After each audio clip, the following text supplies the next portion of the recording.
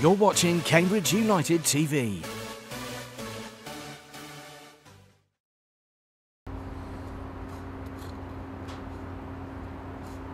My name's Darler, the head groundsman, stadium manager and matchday safety officer at Cambridge United.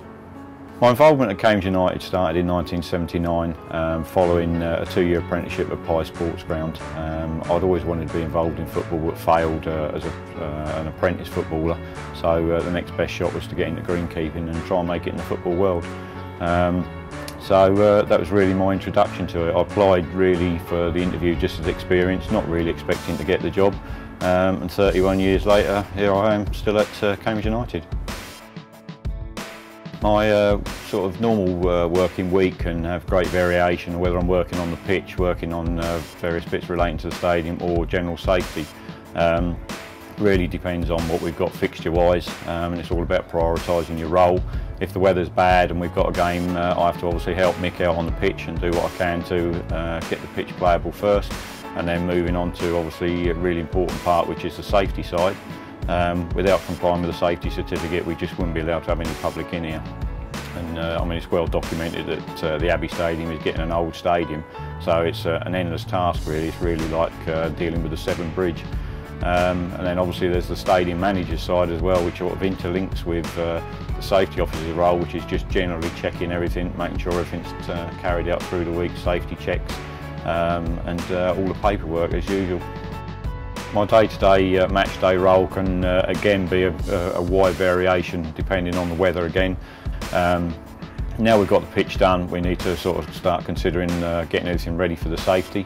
So I'm now going through about 20 pages of paperwork that unfortunately have to be done every game. That follows really what happened at Bradford and Hillsborough. Prior to that there was very little safety awareness work going on. But now as well, I've obviously got to make sure that all my stewards are coming in. A few phone calls will no doubt turn up. And you've got to make arrangements to deal with the people that are not going to get here. So from now right the way through on a Saturday till probably 6:30, it'll be non-stop. My most busiest time on a match day is really from about 1:15 on a Saturday as the build-up starts to progress. Stewards arrive for their briefing. I need to make sure that they're all fully briefed at 1:30. They then go off then to their own sections because we do a cascade brief.